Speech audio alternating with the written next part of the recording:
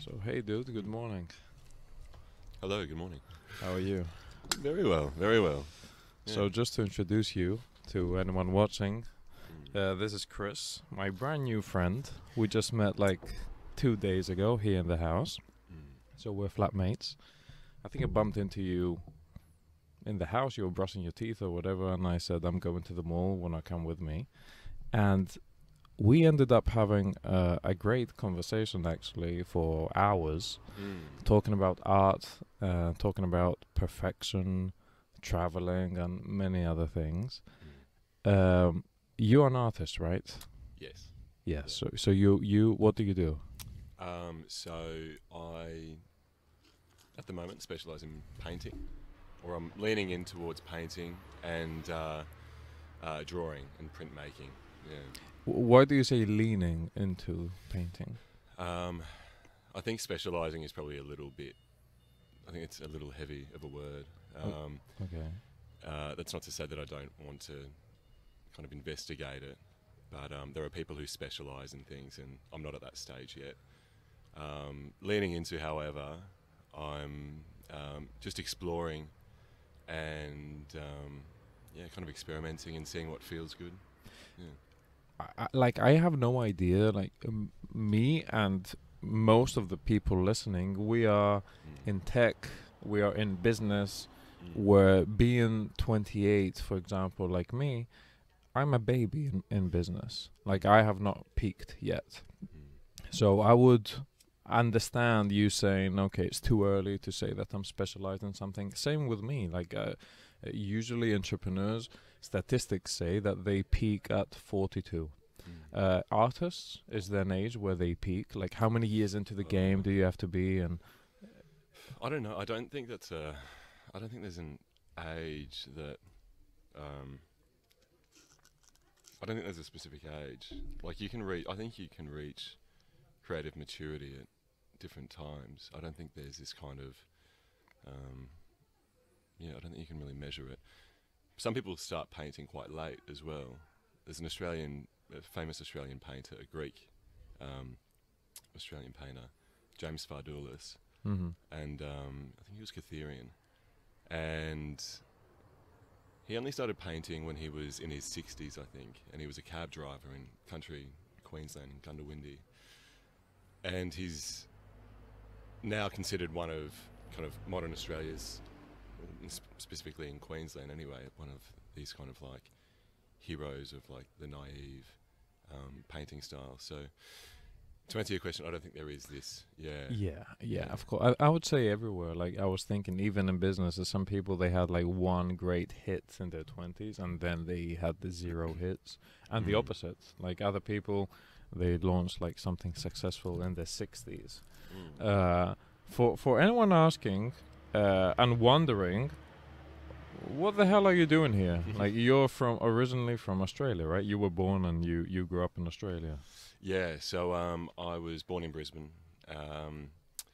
and uh, basically at 18, I moved to Sydney um, to follow a tailoring apprenticeship with one of the best menswear companies in the world, definitely in Australia, but also in the world. The business is called P. Johnson. Mm-hmm. P. Johnson Tailors, and yeah, so I was with them for 2.5 years, and I felt like I learnt a lot from those people, from that business, but I felt like I wasn't kind of growing as much as I wanted to, or I felt like there was some kind of something, yeah, it just felt a little bit small personally. Yes. So I decided to move to England. I moved to London for 2 years. I moved to London for 12 months, then to Bristol. In London, I was working for a magazine. I was writing as a kind of intern, publishing news stories, conducting interviews with some great musicians. And it was through that I really learned to appreciate the beauty of research and kind of understanding your brief and writing well and succinctly. At the same time, I was assisting a great photographer, Jonathan Price, and assisting a stylist as well, Mark Anthony Bradley. He's an amazing stylist. He did the Jay-Z 99 Problems video, which was so crazy. Okay. So crazy. Just a random thing. So yeah, and then I was working retail, all this kind of stuff, just to kind of like if you can, you yeah, can even of course. pull this thing. And Okay, like I have brought it here, so I just sit and it's Sweet. right in front of me. Cool, yeah. Yes. So that was great. London was good in terms of experience. I didn't love living in London. Yeah. It was pretty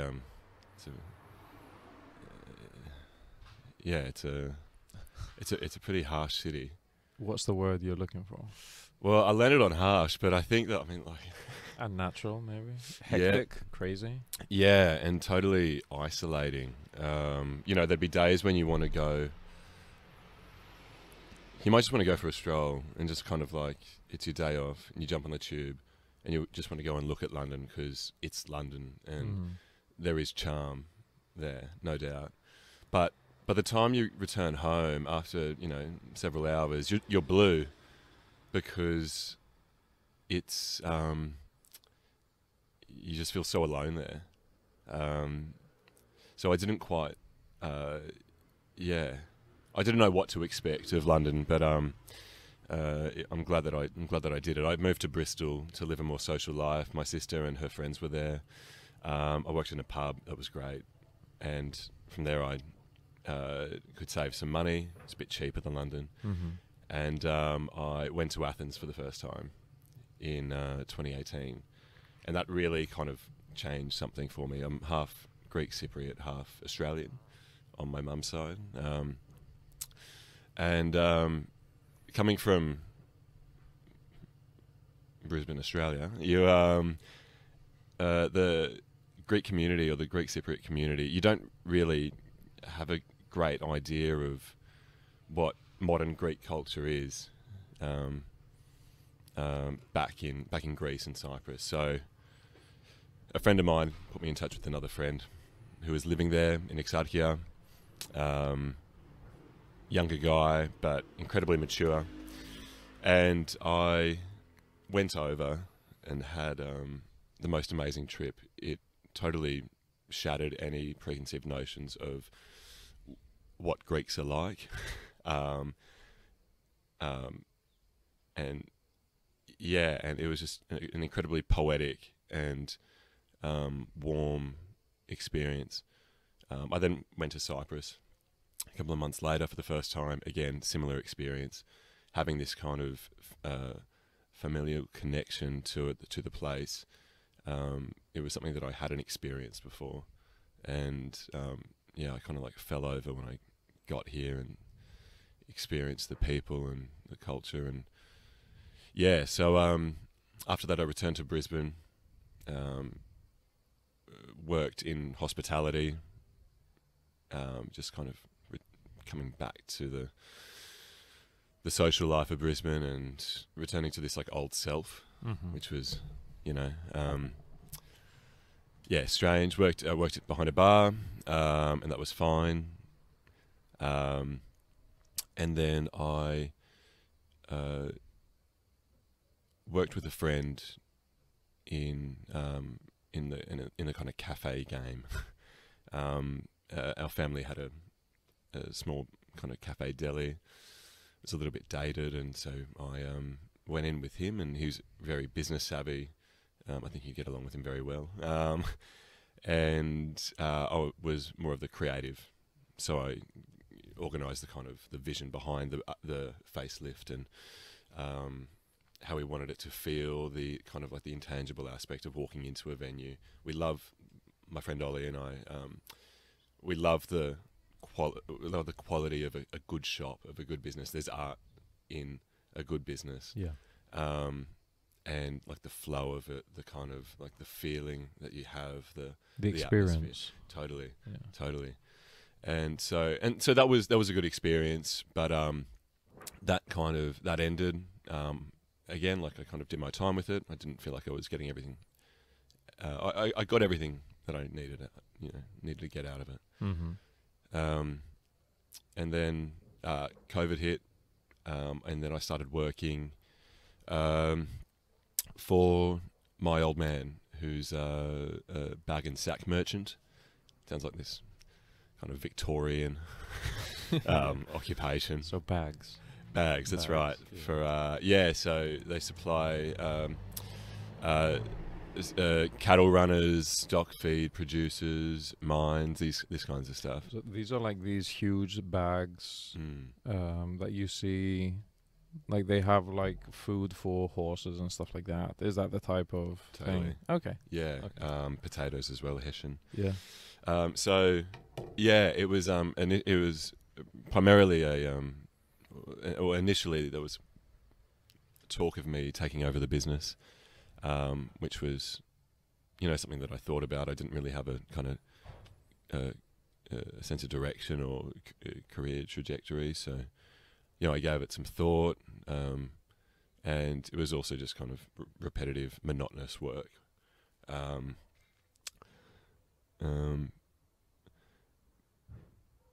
But halfway through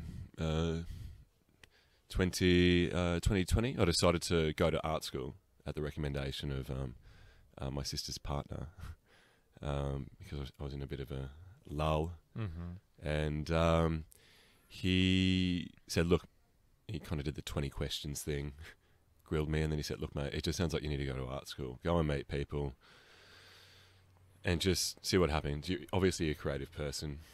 So I thought, you know what, that sounds good. So I enrolled at the Queensland College of Art. And so, I was working full-time at the bag factory and studying full-time as well. And I I think going to art school was a really significant moment in my life.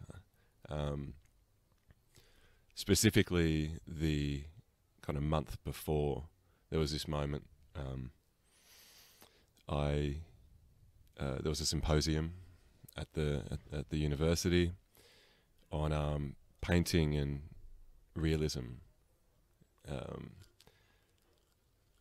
and a bit of a last minute thing. I thought, you know what, the email came up, and I thought, you know what, I'll go to this just to get a feel of what I'm kind of getting myself into. So I went, pretty off the cuff, and I was sat down in the auditorium, and I had a look on the panel of speakers, and there was this guy talking, and the name was familiar, and his name was Leonard Brown. And maybe a month before this, I was at a park with some friends, and this guy who moved to Cambridge to study English literature, he told me about this guy, Leonard Brown. He's this weird guy, he said, who lives out in West Ipswich, which is like kind of this strange, traditionally kind of redneck area, like rural, and he was a Russian Orthodox priest. Mm-hmm. He's an Australian guy, Russian Orthodox priest, paints icons in the Russian style beautifully, and he's also one of Australia's most important current modern artists. Like, he's a senior Australian painter. He's got work in the National Gallery or the state galleries. And I thought, oh, fair enough. That guy sounds okay. And he was on this panel. Yeah. And so I messaged my man and said, mate, he's right here. He's epic. He's fantastic. Like, he's bringing a totally fresh approach to the subject, and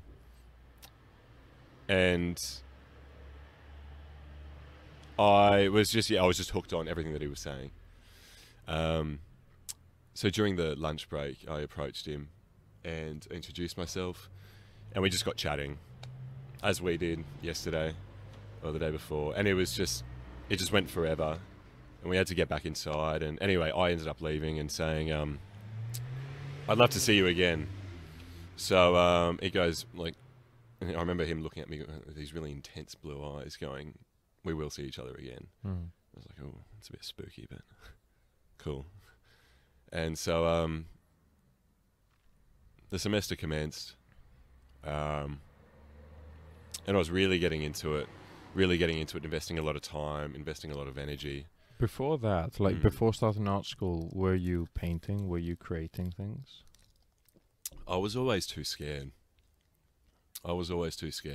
You wanted like, how did art school come into the conversation even? I mean, you wanted to, but you weren't taking up the brush and starting painting? No. Yeah. So that's a common thing, right? yeah, it was, so when I started art school, which was very intimidating because painting, the first three subjects were painting, sculpture, and painting, sculpture, art theory, and I think that there may have been another one, but I hadn't painted before, and so going in, I had, but it was really like Sunday afternoon stuff, just messing around. Yeah. And I was incredibly nervous, and that kind of really directed my relationship with art school. And I wanted this kind of, maybe my expectations weren't kind of, I don't know, they were mismanaged. But I wanted this kind of nurturing. I wanted this mentorship. I really value mentorship. This is something that I've been really lucky to experience throughout my adult life. And I kind of expected or wanted to find that there.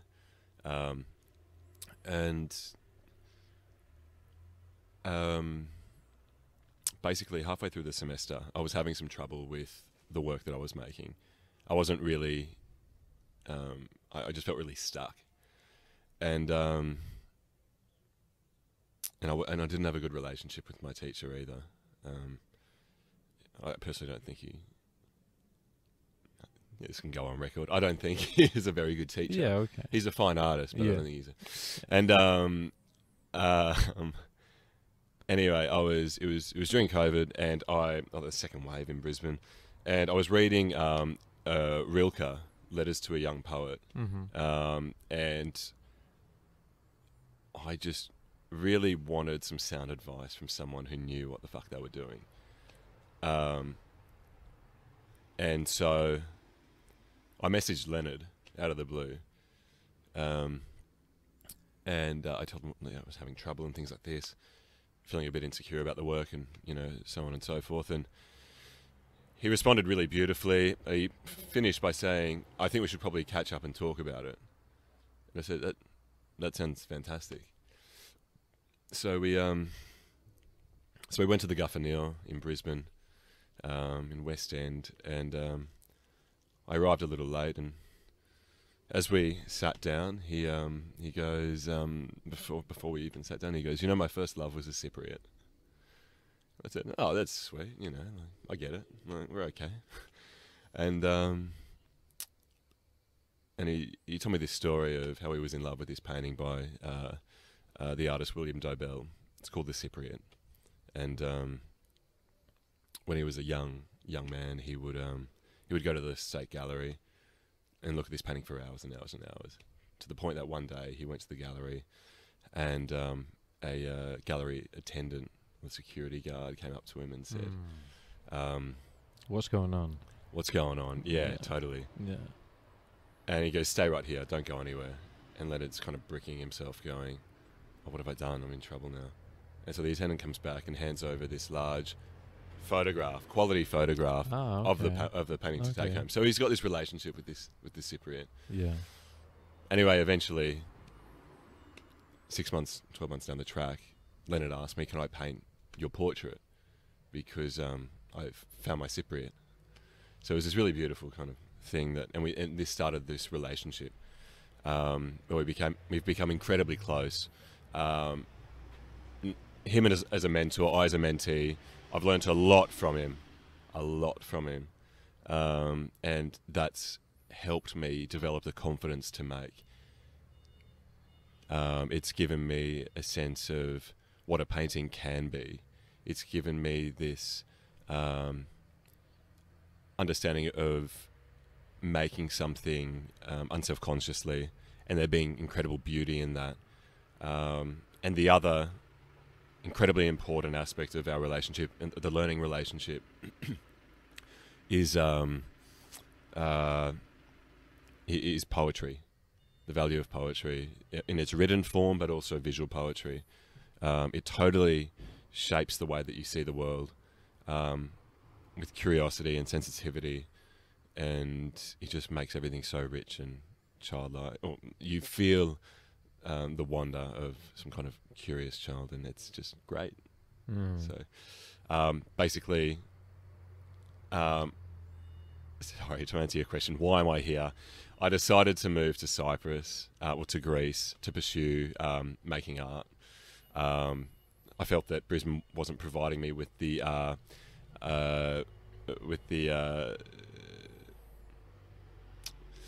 gear, I suppose, or with the stimuli. Yeah, totally. And I also wanted to reconnect with the culture. It feels like it's been watered down over there. So that's why I'm here. I'm in Cyprus for a month. I didn't even say that in the intro. Like, at the moment we are in Cyprus. You're here because you wanted to fly through Cyprus, just have a look. Me, I'm here because I transferred the headquarters of my businesses here, so I have to stay legally in Cyprus for 2 to 3 months every year in order to be considered like a resident. Cool. But we ended up booking the same house at the same dates. But it's interesting because we were going for a walk the other day, and you said about stimuli, and the reality is that my growth in a completely different sector, right? Business.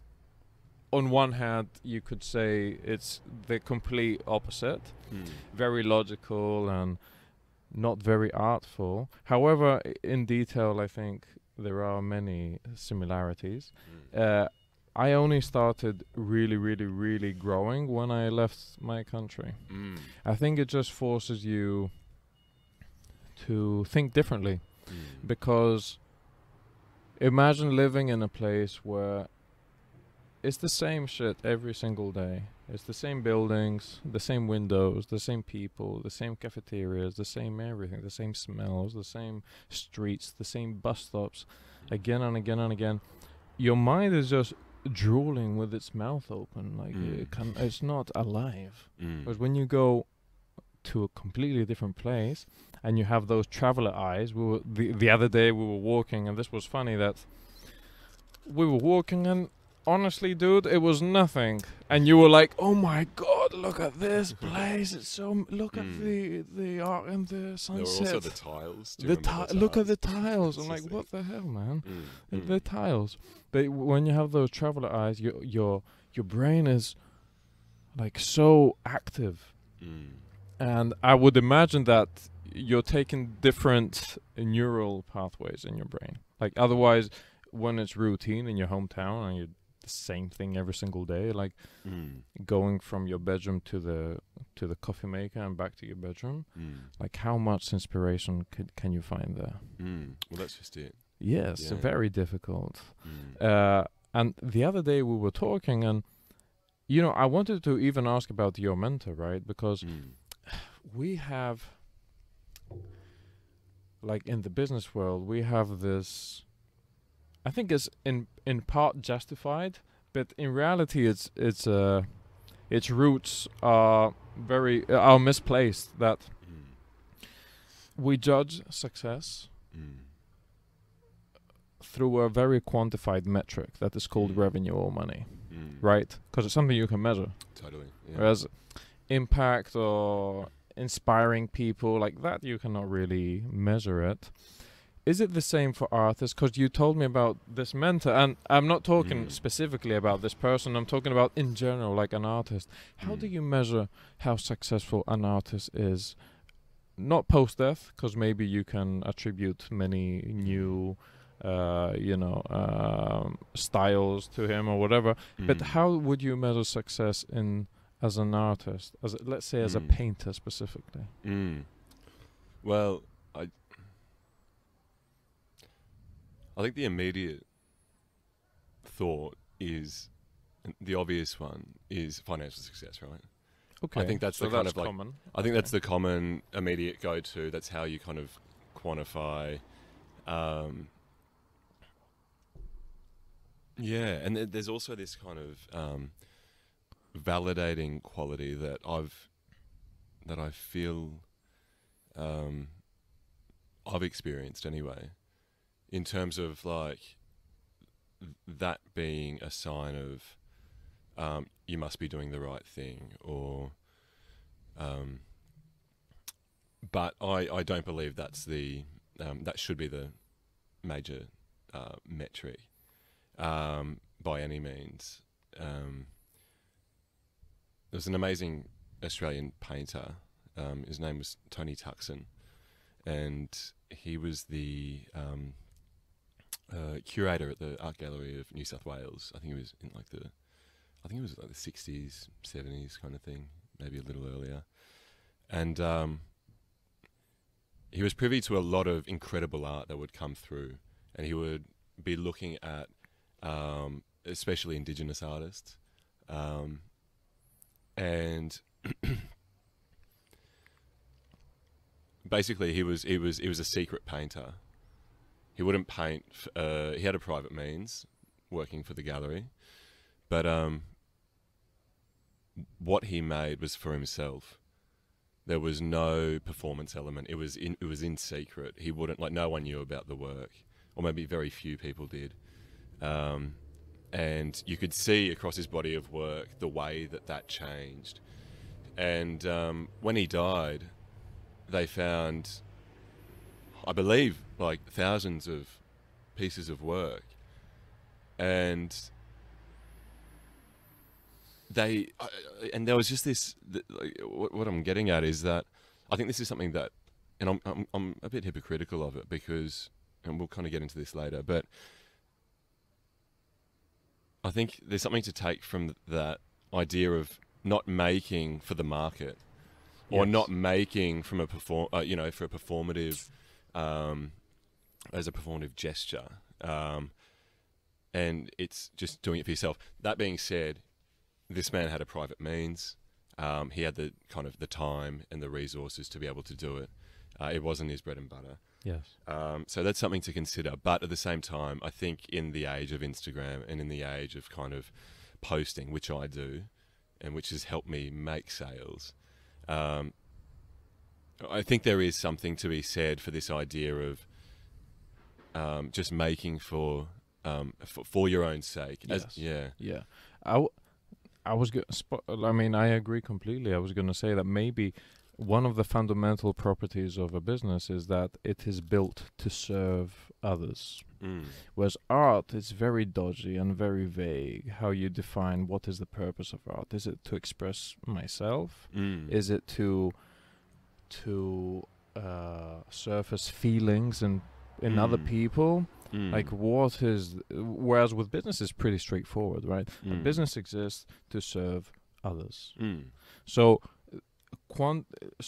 taking revenue as a metric for business, it is actually a pretty good metric, because it means that people are valuing it that much, where not only are they saying, wow, this is cool, but they're saying, okay, let me give you my money, because what you have here is valuable.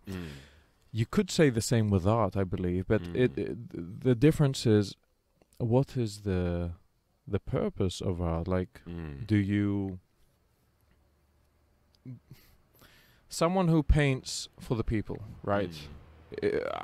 I'm sure there are people who have seen, okay, what are the top-selling paintings? That's apparently what people like. Let me do something similar, put my own style to it as well. And you're serving the people in a way, which is not a bad thing, by the way. And like you said, that other person that was creating for himself was in a place of comfort.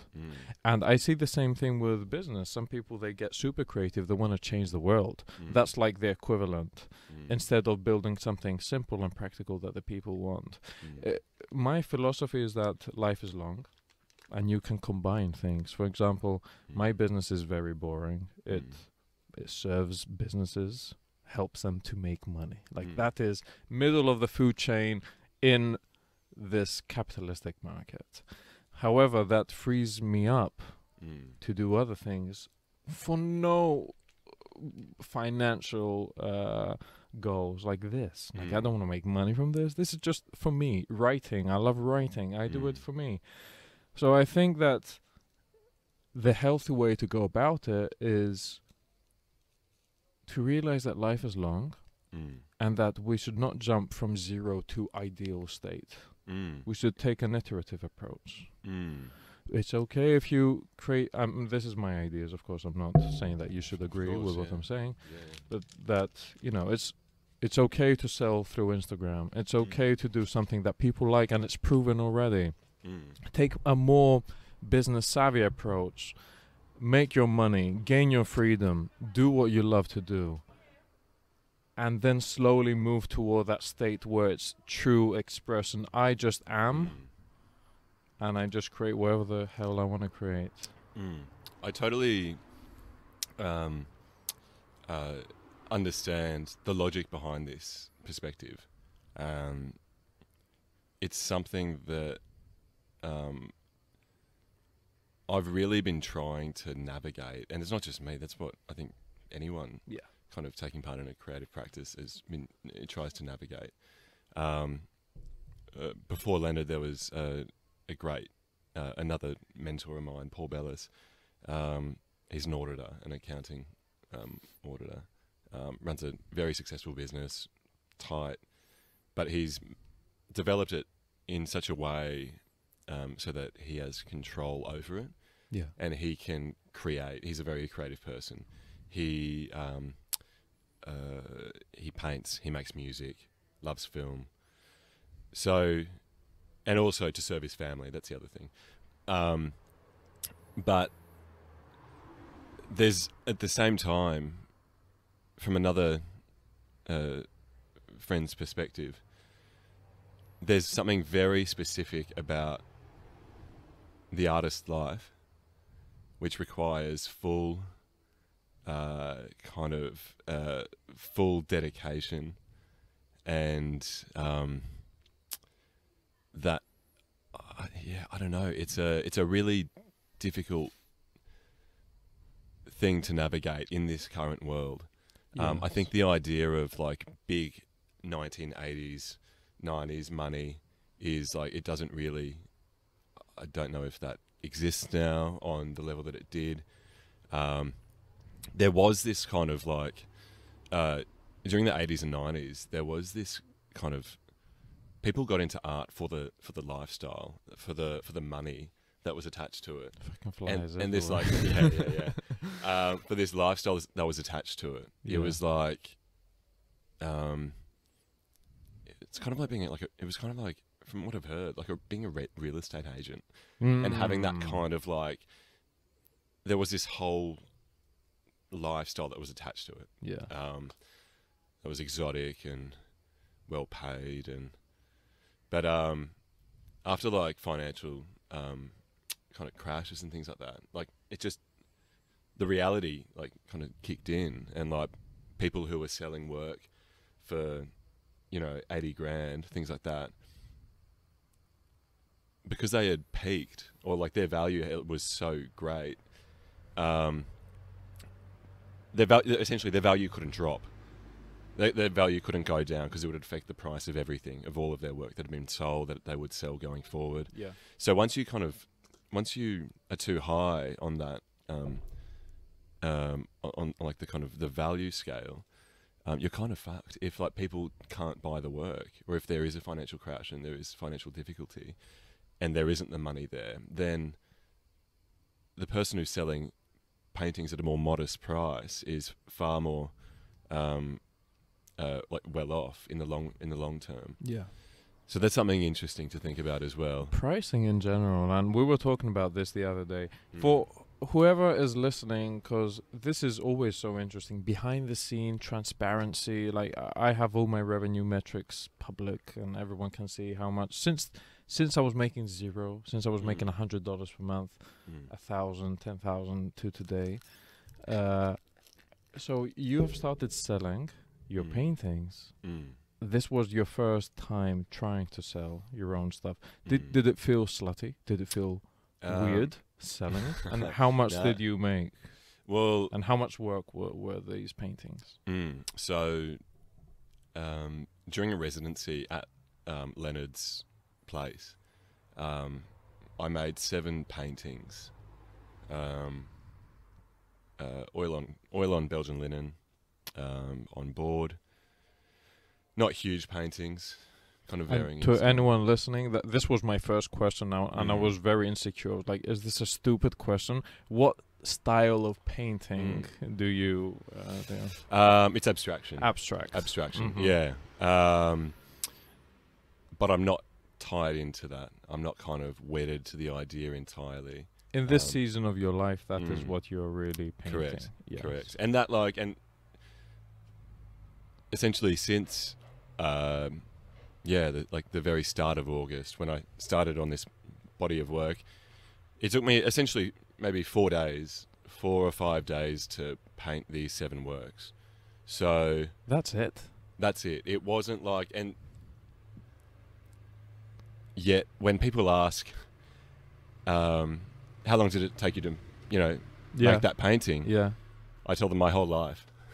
Yeah, of course. Because it's like that famous Picasso story, right? Yeah. It's like this whole thing of like, but really also like, and while I kind of laugh at the idea of that, there's this, like, there is also this like truth in it, in that you, like I've been like working towards it. I've been developing references, developing my taste, figuring out what I like, what I don't like, putting myself in situations where you kind of, I don't know, where you ask yourself these questions. And basically the result of that body of work, those 7 paintings, I figured out, with the help of the guidance of Leonard, not him kind of being over my shoulder saying, oh, why don't you do this? Why don't you do that? He really wasn't in the room at all when I was making. But he would kind of like, basically, let me just give you a brief idea of this residency and how it unfolded, because I think it is important in the kind of, it was a really important moment in essentially selling paintings that I'm proud of, because I wouldn't put work out that I wasn't happy with. I had been making paintings since, like, when I started at uni up until August. I'd been kind of, tinkering around, experimenting with acrylic and kind of on like okay materials, but there's no real kind of experimentation or a lot of thought put into them. Just kind of trying to get some confidence and an idea of, I was painting very self-consciously. And there was this idea of like meretrition, of like sitting at this feeling of a good painting requires you to be at the easel or on the wall or whatever with the brushes for an extended period of time. Yeah. And you need to put in the hours of work, the labor, for it to be a good painting. And so that leads to, in my case anyway, I'm not speaking for everyone here, but in my case, that leads to overthinking, kind of caginess, timidness with the brush, Absolutely. There's It's the same. It's the same even with building software. You know, there's so many. And we talked about this the other day, but it's nice to talk about this again. That I can feel that so much because we tend to think that our inputs and our outputs are directly correlated. I put 8 hours of work, I get 8 hours of results. If I put 12 hours of work, I will get 12 hours of results, which in some cases it's even less because it's diminishing returns after that. I told you that in 2021 I would work for 2 hours per day. And some other parts, actually wrong. 2020 I was working 2 hours per day because I had a full-time job. 2021 I quit my job. I had all day. I was like, oh my god, my business is gonna explode now. It didn't. Because it's not directly correlated whether you're on the internet or whether you're creating art. Because when is a painting finished? That is something we were talking about yesterday. When is a painting finished? Totally. I personally, I step away from it once I've titled the work. It's kind of like when you christen it, and then that's when I'm happy to kind of like put it away. Are you allowed to touch it again after that? Allowed? I mean, yes. Yeah, I mean, obviously there are no rules, but like I wouldn't. And there are things that you you wish that you could do, and you kind of you look at it after once it's kind of maybe on its way out or things like this. Yeah, you go, fuck, you know what, maybe I've overdone that, or maybe I've there's no Command Z, like there's no like undo thing. So, but what you can do is learn from that. Yeah. With the next thing that you make. Or you can even, is this a thing, or am I completely talking bullshit here?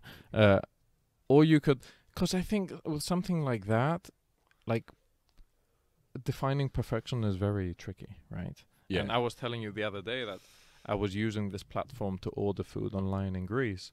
I used to use it back in 2016.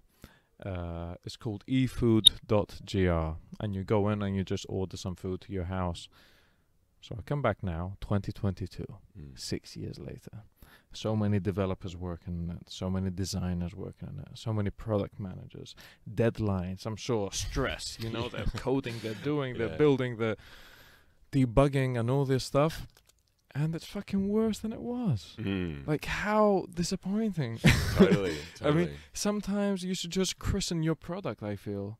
That's what I have done with my business. 2.5 years, I've built 0 new features. I think maybe 1. Like, it's christened. It's done. This is the product. Yes. Now promote it. That is my work. Totally. So I feel what you're saying. That sometimes perfection is a perception. Absolutely. And I told you the other day that when I was younger, I was 18, and I had as a guest a friend of mine from Greece, who was struggling a bit financially, and he stayed at my place in Greece. And I was such an idiot. I was 18, and I was complaining about my relationship with my father, which is still not the best, far from it. But I was complaining and telling him this and that and the other, and this guy had lost his father. He had passed like a year ago, and he was still underage. And he just turns around after I'm complaining, saying this and that and the other, and he says, "Alex, have you ever thought that your relationship with your father is perfect?" And that I will never forget that. That was 10 years ago. That perfection is a point of view. So that painting, while it's leaving the room, I'm like, oh my god, no, it's perfect. Totally. Is that a thing? Absolutely. And this is and I think also it's like a painting is like, it's a thesis of where you are or where the artist is in that point in space and time. It's a thesis. It's a kind of like, it's a record of who you were at that time. And don't touch it.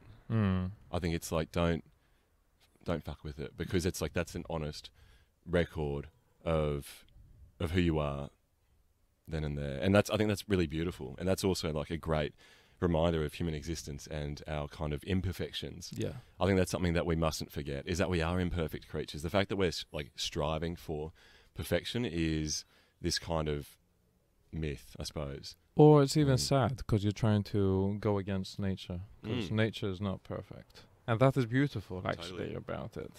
Totally. There's this great. Well, he's not active anymore. He used to produce really nice content. He was the first vlogger really that made it a thing. He's called Casey Neistat, and his thing, he did it even on purpose, that his shots would be like by hand, shaky, and it would be very random. And his whole thesis was imperfection is perfect, because imperfection is human, and it's an integral part of the human experience, like to deal with imperfection and trying to create. And that's why we're so put off and we want to throw up with influencers. Waking up in Santorini Island, you know, it's all perfect. That is something inside of you is weirded out, because that is not true. And you can feel it, I think, even subconsciously, that okay, this perfection that you're showing me here, you're like a Barbie doll, and everything around you is filtered out, like with colors, everything is played with it. That is not reality, and that as a consequence is not beautiful. Totally. And this kind of comes back to the idea of there's like, I don't remember what the phrase is in Japanese, but there's this idea of like sublime crudity, which is this kind of like it's just that, like there's something really beautiful about imperfection, and there's something beautiful about like the authentic mark. And like you said, there's nothing authentic about this kind of influencer culture. And that's why, I don't know, like walking around Buffos with you, looking at these weird kind of like crusty moments of the human hand, it's like, that's fucking amazing. Like, it's really, really beautiful. And I think and I think elevating the ordinary as well. I think that's the other great thing to remember, or the great kind of like framework to remember. It can also change the way that we consume. You know, it can change the way, like, our perceptions of what we deem valuable. Not everything needs to be this like polished, overdeveloped, like space and existence. I completely agree. So talking about influencers, Mm. You managed to sell your paintings online even though you are not an influencer. Like, how did Mm. that happen? How many followers do you have, and how did you go about doing that, pricing it and selling it? Mm. I mean, you made these 7 pieces, Yeah. and then what? So I made the 7 pieces. Leonard, being not just my mentor but a good friend, he pre-sold 2 paintings to friends of his, and that was greatly nerve-wracking. And he kind of, he set a very modest price. It was $800. I have no idea. Yeah, I yeah. have But, zero idea. Modest, but also totally appropriate for an unestablished artist. Who was just kind of like starting out, but also it's like that's a great starting point, I think. Is that Canadian dollars? Australian? Oh, Australian what dollars. the fuck? Yeah, That's Australian, of yeah, course, Australian dollars. Yeah. So, like, let's say around $600. What's the conversion? Something like $500, $600. I think so. Yeah, something like that. Yeah, okay. yeah. And so that was kind of, that's where 2 of them went. Then actually, when the one of the buyers came to collect his painting, he saw another and he said, "Oh, I must have that as well." So he ended up taking 2, which was another one, a smaller one. How did that feel? Well, like, oh my god, my work is valued by strangers. Totally, and by someone who has good taste as well. Like, that's kind of that's not the main thing, but like just exactly right. Just someone who I've not actually met. Wants and likes my work. That's it's an incredibly affirming feeling, obviously. Coming from a place of such doubt about your work, that was insane. But so yeah, those two sold, and there was another that was a connection of a graphic designer in Melbourne who works for an art magazine, who's a friend of the guy who bought those two paintings. He picked one up, and then the others went to essentially people from my past job working as a tailor. Mm-hmm. So just through Instagram, one of the guys. How many followers do you have, Chris? Oh, like maybe like 950. Okay, so 960, nothing 970. really. Yeah. You're not like No. Instagram famous or anything like that. But by no means. Yeah. By no means. And so you reached out to them, you DM'd them, or Well- you uploaded your work. You said, guys, I'm hmm. going to sell these pieces. They're unique, right? You don't have many No, copies. There were no reproductions. No. One of one. yeah. I'm selling them. If you're interested, DM me, something like that. Yeah. So, I didn't even do that. It was my friend asked, or one of the guys asked me, because he saw a photo that I was in residence and I was making paintings, and he said, "Can you send me some stuff?" And so I did, and this guy down in Sydney, he's a good friend of mine as well, but he was from. I knew him from my job in the tailoring business. He's a Cypriot Australian director. Ven Gia is great, by the way. Just a little plug. And basically, he calls me as soon as I send it through, and he goes, "I need that painting." Like, there's one called Whip for Clarice Beckett. Quite minimal, or not minimal, but there's like, it's really just like a close tonal, gestural painting, 800 by 600. And he said, "Look, the fact that you're my friend is a bonus, but I quite frankly don't care. I needed that painting. Like, I needed to buy that. The fact that I'm helping you is a bonus, but like, I am in love with that work." That was a fucking huge thing to hear. Yes. And the other went to another guy from Jakarta. This guy Jati, who was a big supporter of the tailoring business.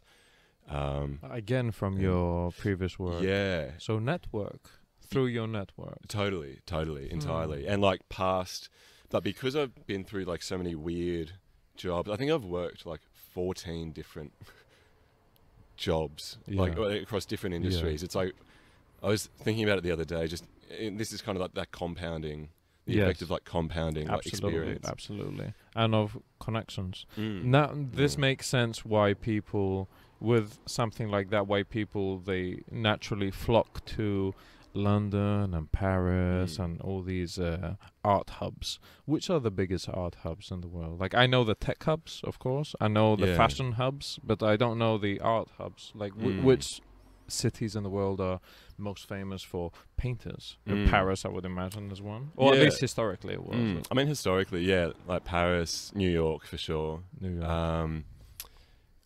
Berlin, there are London, like a shitload of. Oh yeah, London for sure. But yeah, like Berlin, a lot of artists are there. So the usual suspects. Totally. What you would imagine. Yeah. But you're going to Greece now, to Athens. And Yes. how much did you generate in revenue by selling these, and in what amount of time? So, I mean, those seven paintings. Actually, one of those paintings I gifted to Leonard. Okay. So yes, that as was as a token of appreciation. Yes, Yeah. totally. Yeah.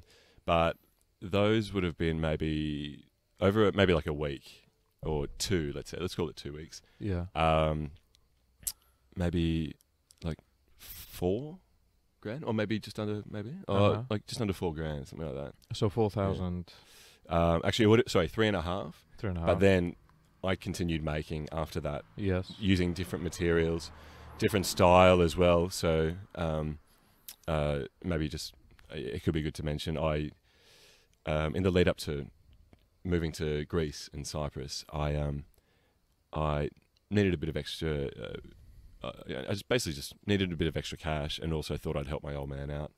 They were a bit understaffed, so I went over, did some more manual labour with fresh eyes, and during some downtime, I found these large rolls of industrial paper with this beautiful tooth and like woven texture through it, and this paper is usually used for paper bag manufacture, and they just had these large rolls that were just sitting there. They were going to be thrown out at some point. Are those Yeah, inside. Yeah. Okay. Yeah.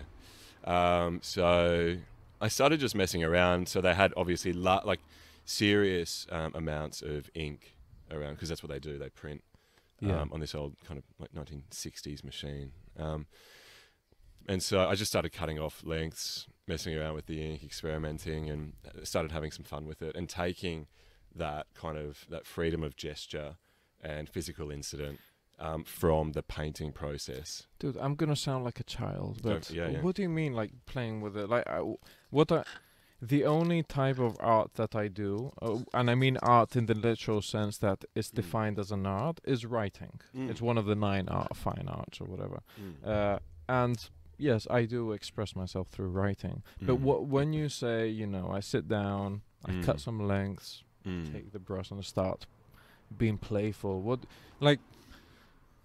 you just, it's going to sound stupid, you just move your body and you just play and see what comes out. Totally. And when you see something that reflects you like a mirror, you say, okay, this is me.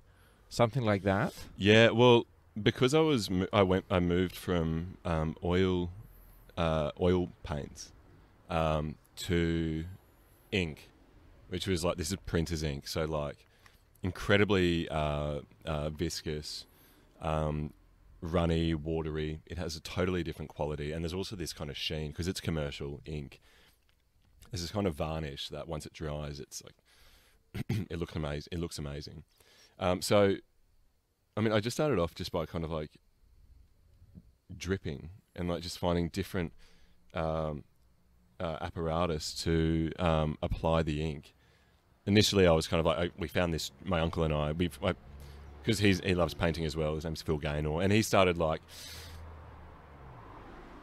he thought it was a good idea as well. So I got this drill with those like paint mixing attachments that once you pull the trigger, it spins. Yeah. So I'd kind of load that up with ink and then like hold up the paper and then like just like run it at different speeds and see how it would. Oh, so literally like experimenting and playing just Exactly to see right. what's going to come out. Totally, yeah. Oh, okay. And then there were some like brushes laying around that I kind of tried using. They were like the first ones that I made these large. So not even with the intention of creating a piece. It's just experimenting. Totally. Okay, like building a new project or something. Like it's a new project. Let's see where it goes. Most probably, it never goes wasted because you're sharpening your sword. Totally. But I get it. Now I get what you mean. Yeah. And then also in my mind, it was way more dramatic. No. Oh my god, I want to express whatever. Really playful. And just kind of, and again with no objective. I think having an idea of what you like and what you don't like is fine. But at the time, there was never the intention of like, I'm going to sell these works.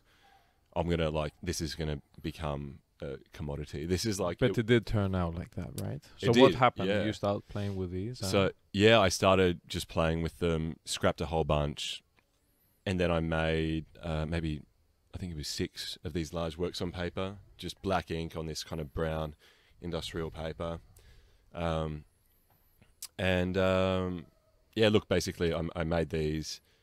I just, again, returned to Instagram, put some photos up, and some people got in touch saying, like, this is great, may I have one? And but then there was also this moment where I kind of like, I think because Greece was approaching, and I thought, well, someone's already bought one. Maybe I got in touch with some people that I thought have the taste and may want some work, because people were asking, do you have any more paintings or works on canvas? I said, no, not at the moment. Once I move over to Greece, I'll have something and I can send it back, no worries. But in the meantime, I've actually made these beautiful works on paper, which is also really refreshing, being able to stand behind your work. That's something that I hadn't been able to do for a very long at all. Yeah. So basically I did that. People were interested. And again, another kind of ghost follower from P. Johnson from the tailoring business, who is an investment banker in New York, a very successful one. He sent me a message just out of the blue saying, mate, if you're ever willing to part with your work, I'd love to buy one or two. So I said, oh, mate, as it so happens, I've got a couple that I'm ready to sell. And so, yeah, he bought two, which was great. So I sent them off. Another one went to Sydney. And then, yeah, it just kind of... And then I just kind of... Whenever I had spare time, I was shooting a film. I was directing a film at the same time. So I kind of was in between the workspace or, like, the factory and just kind of navigating my life, getting the admin ready to move overseas, stuff like this. But there was one Saturday when I went back over to work and made, I think it was like 40 drawings. And it was just... In one day? In one day, yeah. Over maybe like... maybe like 5-6 hours.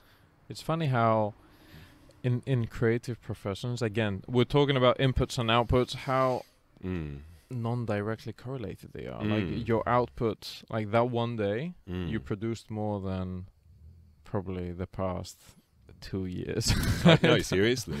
But you cannot replicate that, right? Because my business brain would go, okay, so if you can produce 40 per day and sell them for 3K, totally, yeah. Then that means that you could be making 3K per day, which is almost $1 million per year. It's around like 750, something like that, thousand per year. Totally. But it's not the fucking case. Yes, yeah, exactly, exactly. So you sold those as well? Not all of them, but I sold enough to take basically the total up to, and then I had another one of those days just before, kind of a week before leaving the country. Do you think that is in part because you were leaving and like your psychosomatic state was very different? You were very inspired, probably excited or whatever. Yeah. Could it be that? Definitely, but it was also off the back of that residency painting. Yeah. If that hadn't happened, which was this kind of like, I won't get into the story, but it was basically like a fluke.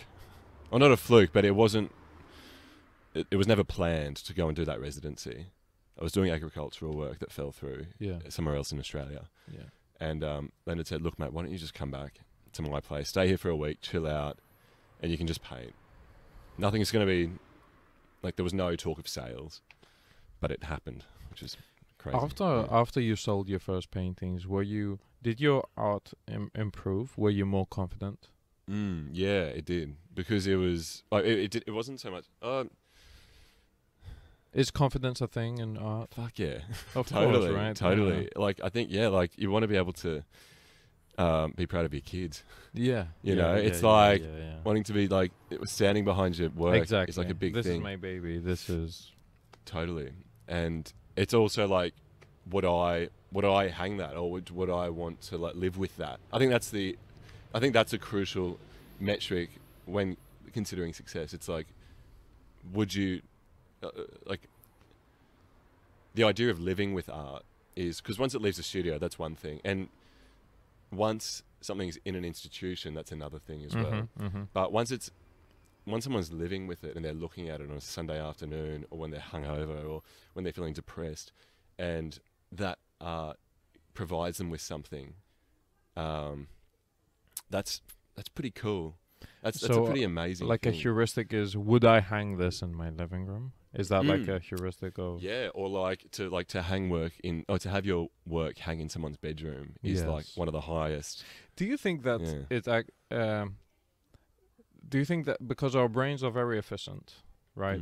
So like we were saying earlier, in the same environment, you're not going every day, oh my god, look at the tiles in my neighborhood. No, you've seen them 100 times, like for sure. 1,000 times, 10,000 times. Yeah. So our brains are very efficient. Do you believe that hanging a painting in your living room impacts you after years? Just thinking out loud now. No, totally. There's there's this great story of Leonard, of one of Leonard's works. There's a couple that are probably the greatest collectors of his work. I went to their house in Brisbane, this beautiful house, and it's just every wall is filled with his work. They're totally affected by his work. Yeah. And one of the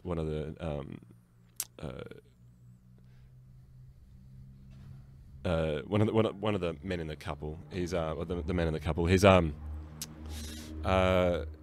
He was diagnosed with like some pretty serious cancer, and basically he would sit in this room that was filled with books, but also Leonard's paintings, and he would just sit there day after day after day after day after day, and there was this kind of healing process that occurred. And there is something that, specifically Leonard's work, because his currency, and this is something that I'm learning from him, is that the idea of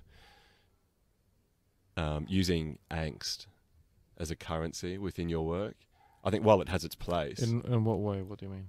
So like using maybe like, and also like, and that's not to say it should be done away with, but I think there should be a balance, like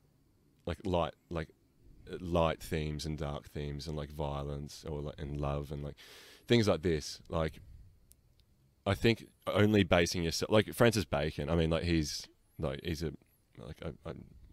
love his work, but I think to be in a house filled with Francis Bacons, do you know Francis Bacon? Yeah. To be surrounded by Bacons, that'd fuck you up. Like, that'd be like, they're amazing paintings. And I think maybe to live with one you can, maybe do, but maybe in like this, some kind of like seedy bedroom, you could have some like beautiful, yeah. But like, Leonard's work, because of who he is as a person and what he associates himself with, and that's kind of like the Holy Spirit, beauty, and poetry. Like, these are the things that the paintings offer, and that's what they radiate. There's a vibration. And after, I'm not sure how long it was, but during the treatment process, the collector, the cancer went away. And there was this like, and again, like, obviously, that's not to rule out the miracles of modern medicine, but there is something that comes from. Could be. Yeah, well, probably not. But yeah, even it doesn't have to be that extreme. Even if during the treatment they saw a piece of art and it soothed the I would say soul, but I don't like the word either. Like, it soothed them and it made them feel calmer, for example, rather than more anxious. Totally. That. It doesn't have to be any crazier than that. It doesn't have to treat your paintings. Don't have to treat cancer. No, even of course not. Of course not. Even if they can make someone feel a bit calmer. Totally. I totally understand that, and I can see how that may sound extreme or like kind of unfounded. Yeah. But I think what you said is perfect. The idea of like the qualities of living with a painting. And a certain kind of painting is, I don't know. I think that, again, that's another metric of a successful artist, I think. Yeah. I have two questions for you. Number one, yeah, because I asked a friend, and he's like, please ask him this. Sure. First of all, okay, so we went through, okay, please give me a number. So total sales you made, and with time frame. Right, I would say around $7,000. 7,000 Australian. 7,000 Australian. So $5,000 US dollars. Inside how long? I would say it's about maybe like a month and a half. So $5,000 in a month. Yeah. Do you think that's replicable? Like, could you keep up that pace, or would you start hating painting? Because you would have to turn yourself into a factory. You know what I mean? Yeah, I mean, I don't think so, because I love doing it, and I'm now at a stage where I love doing it. And if I can sustain myself, by doing that, then like, fuck, that's a win. That's success, bro. Totally. That is. It's the same with like in my little world, like building a little online business, having complete freedom while traveling the world. You don't have to become a millionaire. Maybe you want to become, but you don't have to. Even if you're just surviving, making a living, doing what you love, that is the ultimate success, really, because that is the biggest thing. That's number one question. Number two question that I was told, please ask him, how the fuck do you price a painting? Yeah. Because, like, in business, again, there are many ways people price things. The most naive way is, how much does this cost me? Oh, the paint is nothing, it's free. Oh, the software, it runs by itself, it's free. Therefore, it should be free. And you see so many people chickening out and not even charging for their product or service or art, which is a huge mistake. Number two, some people, they go up to, okay, it's not how much it cost me because I have invested all this time, and I shouldn't, forget that, all these years of training and learning how to code, learning how to paint, and those 12-hour days. Okay, maybe it's not about the cost. Maybe it's about the how much others are charging. Maybe they know better. Oh, that painting, mine is better than that. That cost 1,000. Maybe I should price mine at 1,000, and mine is even better. And then there's a third place where very few people go to, and I think is the ultimate way to price things, is okay, there's another intermediate step, which is, how much would I pay for this? Yes. But of course that is not a good heuristic, because people have different financial abilities, right? Like that investment banker from New York, from London, is not the same with a local Athenian person in modern day Greece. Totally. And the last place is value. Like, for example, I know that many of my customers have used my product and they have made $250,000 through new deals. So that makes me think, okay, maybe it's worth more than what it costs me, Totally. Or even better, perceived value. And with art, it's so difficult to quantify value. So how do you go about pricing something? Well, I think, and this is what I had no idea either, especially at the start with those first 7 paintings. I asked Leonard, essentially. He's been in the industry for. He's been making art industry. It sounds like he's been making art for a very, very long time, and he's been represented by several galleries, all with different approaches. But so that was kind of I asked him. I said, "What do you think is appropriate for someone who is selling work for the first time?" Is, again, by no means established. Like, I'm still early. You're an infant. Totally. Yeah. Absolutely. Yeah. And he arrived at the number of $800 for 90 by 60 painting. If you were to price it, where do you think, this is hypothetical because we will never know, because you are very biased with your experiences now, but what do you think you would price it at? Did you have any early thoughts when you were asking him? What were you expecting? Yeah, I mean, more or less? Probably less, because it's just from a confidence point of view, and like, just kind of, I probably would have said 500. 500. Yeah. Because, for those obvious reasons of like not being established. Also, not really being sure of what the word, like what the. Why 500 and not 5? It's a good question. I think because there is a level of like respect, of self-respect that comes with,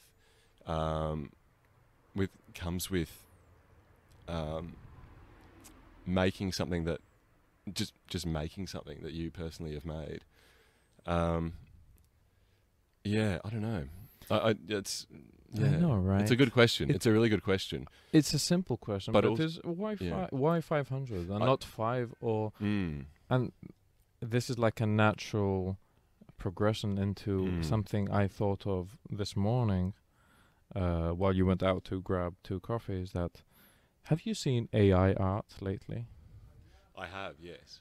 I would love your thoughts on that, because I have, again, from, of course, like, I do business, right? But I do love to write. I write every single day, and that is a type of art form. And there are many AI writers now, and we will get to that, but I would love to get your early thoughts on these AI art generators, like DALL-E. I don't know if you've seen it, where you say, paint me a picture of Queen Elizabeth II on a horse smoking weed with an ape. And boom, it creates it in style of Rembrandt. Boom. Yeah. And it creates it. What do you think of that? I think it's an amazing tool. I think it's fantastic. Like, what a great thing that we have that, and we can kind of, like, it's very, very cool. It's very interesting and, like, quite fun, I suppose. But the one thing that it'll never have is the human hand. It'll never be able to replace the human hand. It'll never be able to achieve sublime crudity. Oh, actually, no, it can. But there's no trace of the human hand. And so there's no kind of, like, pulse. And that's my issue with it. If it was indistinguishable, exactly the same as a painting created by a human, then can you say that it lacks the human hand? Well, I don't know. I think I'd have to see. I think I'd exactly have to see. The same.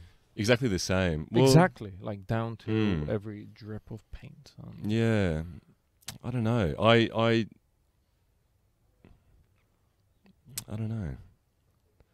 But I was thinking about this morning, about writing. Yeah. That someone could, thankfully or not thankfully, I'm not a writer. If someone flipped the question to me and they said, okay, what do you think about these AI writers? Like, do you feel threatened? I would say, absolutely not. Because it's irrelevant. I don't care if they can produce art. Art is for you, in part. And now we're circling back to that argument. Is art for the public or is it for you? Totally. Because I don't sell writing, literature. I just write for myself. I feel zero threat, and I feel like it's a stupid question even, because I write for myself. I don't care if an AI can write. That's cool. Well done. For sure. But it's irrelevant. Yeah. I think that is a really good point. I think that's a very good point, and probably, I think that also comes into the idea of, like, coming back to the idea of the presence of the human hand or the human gesture. That came from a place of it being a deeply personal experiment or thesis. That's I don't think you'd be able to get that through AI. Maybe through like the input of something like that, like those subjects that are going into the they can. Like, the place where that came from perhaps could be a personal thing. Yeah. And that's something great in itself. But I think the end product is, I don't know, I think it lacks, it may lack some kind of personal truth, which is, yeah. Have you ever thought of becoming, like, a supremely modern cyborg artist using AI at the same time, like being inspired or using AI and augmenting it with human touch or anything like that? Have you ever thought of it, or are you? No. From what I understand, you are kind of, I don't know, is that a word, like traditionalist? Is that a thing? Yeah, I mean, I think I'm probably an idealist. Idealist. That's probably an ideal. Yes. Probably an idealist. Like, I think I have some, like, I think I have these ideas of what is authentic, and these are totally personal, because there's something authentic about that kind of cyborg, AI-based, work. Like, I'm not ruling it out. It's just not my cup of tea. But no, I don't think I would ever. I'm also not that tech savvy. Yeah. I don't know. I like dealing with real, tangible, physical things and seeing the way that they operate through the senses and through through physics and through the reality of the world. That's something incredibly beautiful in that, and there's something mysterious about it. Yeah, I don't know. I don't know. I know I couldn't see myself doing it. Yeah. Yeah. No, I can see that. Yeah. Dude, thank you so much for this. No worries. Thank this you. This was so cool. Yeah, no, I have no idea how long we went. Yeah. But it was super cool. Right, for sure. Thank you so much. And next time we do it, because you're moving to Athens now, and I visit Athens a few times per year, maybe once or twice per year. So I'll see you in Athens next time. You'll be living there, and you promised me you will have a gallery. 100%, definitely, Yes. And not online. Yeah. I will persuade you otherwise. Yeah. Thank you very much.